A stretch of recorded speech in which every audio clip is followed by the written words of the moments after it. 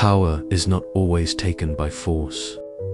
Sometimes it is lost quietly, carelessly, and without you even realizing it. Imagine working hard, being talented, being intelligent, yet somehow you are ignored, blocked, or even removed. Not because you lack skill, but because you made one fatal mistake. You outshined the wrong person. In every workplace, classroom, business, and even family, there is someone above you who needs to feel superior. If they feel threatened, they won't admire you, they will destroy you. This is not about fairness. It is not about talent. It is about ego. An ego, when bruised, becomes dangerous. Law number 1 from the 48 Laws of Power delivers a brutal warning. Never outshine the master. It sounds simple, almost unfair. Shouldn't we be encouraged to shine? Shouldn't excellence be rewarded? In an ideal world, yes. But power does not operate in an ideal world. It operates in reality, where insecurity hides behind authority, and where leaders sometimes fear the very people who help them. Throughout history, brilliant advisors, talented generals, and gifted employees have fallen not because they failed, but because they succeeded too visibly.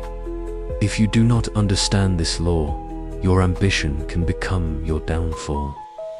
But if you master it, you gain something far more valuable than praise: safety, influence, and long-term power. Today, we are breaking down law 1, not to make you weaker, but to make you smarter. Because in the game of power, shining at the wrong time can cost you everything. Law 1 of the 48 Laws of Power states clearly, never outshine the master. At first glance, this advice feels wrong. We are taught from childhood to work hard, to shine, to stand out, and to show our full abilities. But according to Robert Greene, power does not reward those who make others feel insecure, especially when the person feeling insecure is above you. In any hierarchy, whether royal court, workplace, politics, or even friendship, there is always a master figure. This person may appear confident and powerful, but deep inside, many masters are insecure. When someone below them displays too much brilliance, talent, charm, or intelligence, the master does not feel grateful. Instead, they feel threatened, and a threatened superior is dangerous. Greene explains that you must make your superiors appear more brilliant than they are. When you make them look good, they feel secure. When they feel secure, they trust you. When they trust you, you survive and slowly gain influence. But if you outshine them, if you correct them publicly, show greater charm in front of others, or receive more praise, you create fear. And fear leads to removal. This law is not about suppressing your talent. It is about controlling how and when you display it. It is about understanding ego as the hidden force behind power. The book gives a powerful historical example involving Louis XIV and his finance minister, Nicolas Fouquet. Fouquet was extremely talented and ambitious. He helped strengthen France's finances and gained enormous wealth. But his fatal mistake was displaying that wealth too openly. To impress the king, Fouquet built a magnificent estate called Vaux-le-Vicomte. The palace was grand, luxurious, and more beautiful than many royal residences. Fouquet then hosted a spectacular party in honor of Louis XIV. The event included fine dining, fireworks, music, and performances by famous artists of the time.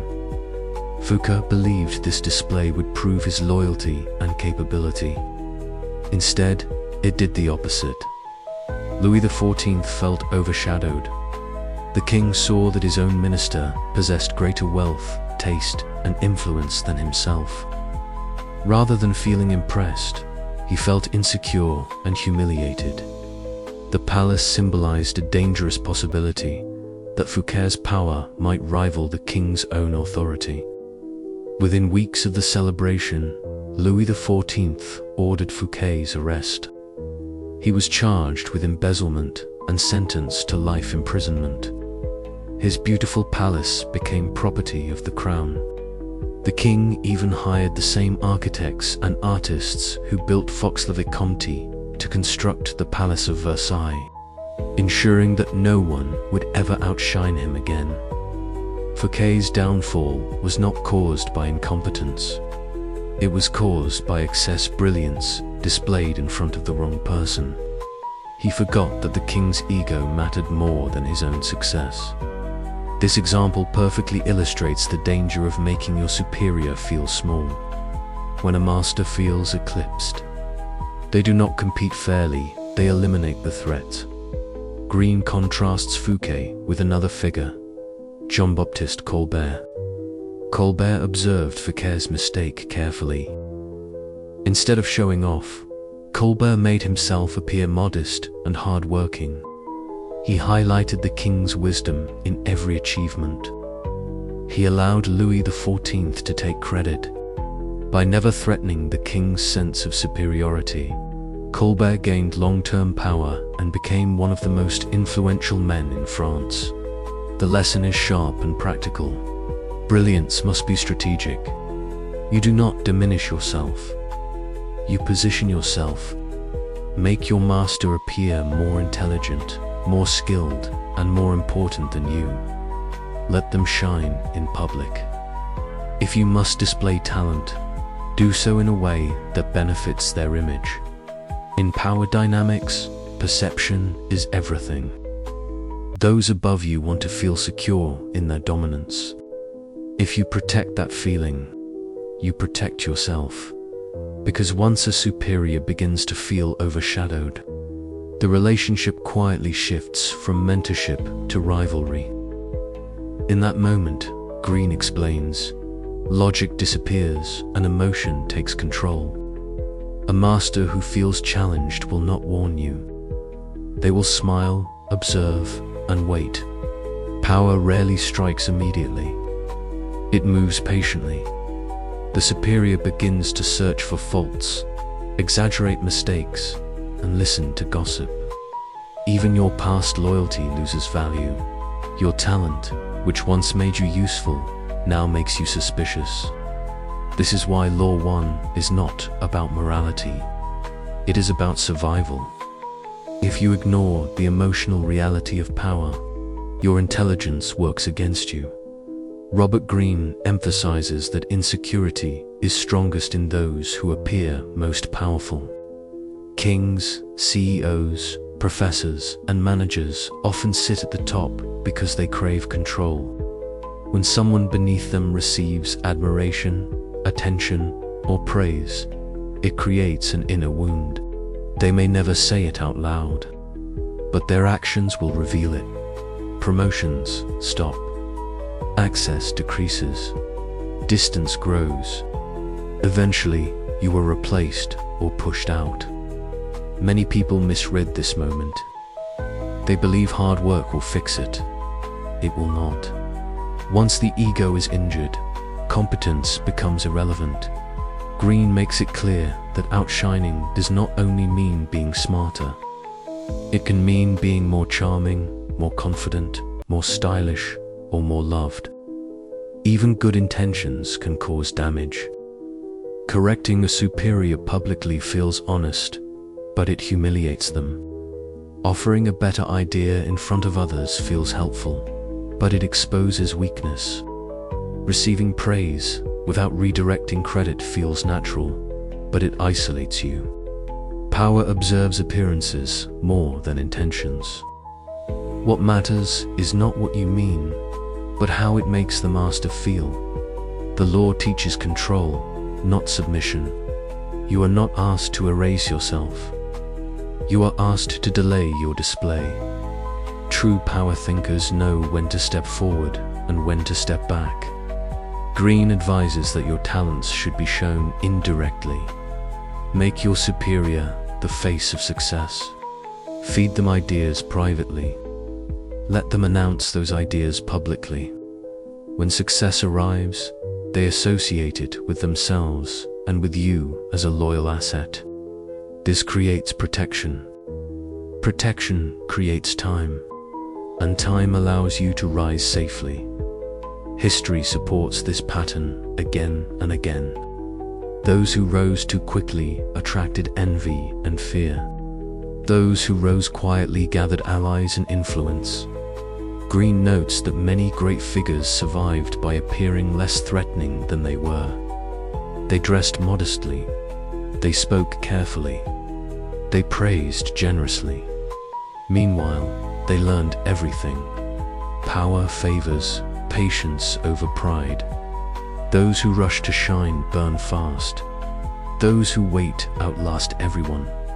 The law also warns against a common mistake: confusing confidence with dominance. A master may praise your skill. They may even encourage you to perform. This does not mean you are safe. Praise can exist alongside insecurity. The moment you believe you are untouchable is the moment you are most vulnerable. Greene stresses that the master must always feel like the sun, with others orbiting around them. When another star appears too bright, it disrupts the system, and systems correct disruptions violently. At the same time, Greene offers balance. He explains that there are moments when a master is weak, distracted, or fading. In such moments, hiding your brilliance can be a mistake. But these moments must be chosen with precision. Timing is everything. Until the master's power truly declines, restraint is wisdom. Most people misjudge this timing. They act early. They pay the price. The core message of Law 1 is emotional intelligence. Power is not blind. It watches reactions. It listens to silence. It remembers embarrassment. If you understand this, you stop taking power personally. You stop asking what is fair. You start asking what is effective. By managing how others feel about you, especially those above you, you control outcomes that talent alone cannot secure. And this is why Greene insists that mastering power begins not with strength, but with self-control. Self-control means understanding that your pride can become your enemy. Many people lose opportunities, not because they lack intelligence, but because they cannot resist the desire to prove themselves. They want recognition immediately. They want credit publicly. They want to show that they are smarter, faster, or more capable than the person above them. But in the world of power, proving superiority is often self-destruction. Robert Greene explains in the 48 Laws of Power that you must train yourself to see the invisible lines of hierarchy. Those lines may not be spoken, but they exist. Crossing them carelessly invites consequences. Greene advises that when serving a master, you must observe their weaknesses carefully. Every superior has insecurities. Some are insecure about intelligence, others about appearance, age, popularity, or authority. Your task is not to expose these weaknesses, but to protect them. If your master values being seen as visionary, present your ideas in a way that reinforces that image. If they value strength, let them appear decisive, even if you provided the strategy behind the scenes. When they feel supported rather than challenged, they attach themselves to you instead of distancing themselves from you. This law also highlights the danger of natural brilliance. Some people outshine others without trying. They are naturally charismatic or exceptionally talented. Greene warns that such individuals must be even more careful. The more gifted you are, the more discipline you require. Sometimes it is wise to downplay your abilities in public. Speak less than necessary. Let others talk. Appear agreeable. This does not mean becoming weak. It means becoming strategic. Silence often creates more power than display. Another key lesson Greene emphasizes is that envy operates quietly. A master may not show anger immediately. Instead, resentment grows slowly.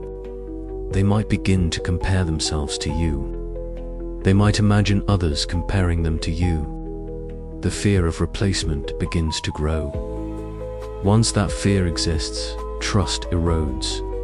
And without trust, your position becomes unstable. This is why Law 1 demands awareness of perception. You must constantly ask yourself, how does my success appear from above? Does it look supportive or competitive? Greene also reminds us that masters prefer loyal servants to brilliant rivals. Loyalty feels safe. Rivalry feels dangerous. If you must excel, do so in a way that strengthens the master's image. For example, when praised, redirect appreciation toward them. When success occurs, mention their guidance. These gestures may seem small, but they protect you. They satisfy ego, and satisfied ego rarely attacks. However, Greene does not suggest permanent submission. He explains that power is fluid. Masters rise and fall. Positions change. What matters is survival and gradual advancement. By controlling your visibility, you buy time. Time allows you to build alliances, develop skills, and understand the system fully. Many ambitious individuals destroy their careers by rushing into the spotlight too early. They confuse attention with influence. But attention without protection is exposure. The law also applies beyond kings and ministers. In modern environments, offices, universities, politics, the pattern repeats. A manager may feel threatened by a talented employee. A professor may feel challenged by a student who corrects them publicly. A leader may resent a subordinate who becomes more popular. The emotional structure remains the same across centuries. Human ego has not changed. Power still reacts defensively when threatened. Greene's warning is sharp. Do not let your desire for applause blind you to the realities of hierarchy. True power players think long-term. They sacrifice small recognition today for greater control tomorrow. They understand that appearing slightly less brilliant can create greater security. Once secure, influence expands naturally. In the end, Law 1 teaches restraint as a weapon.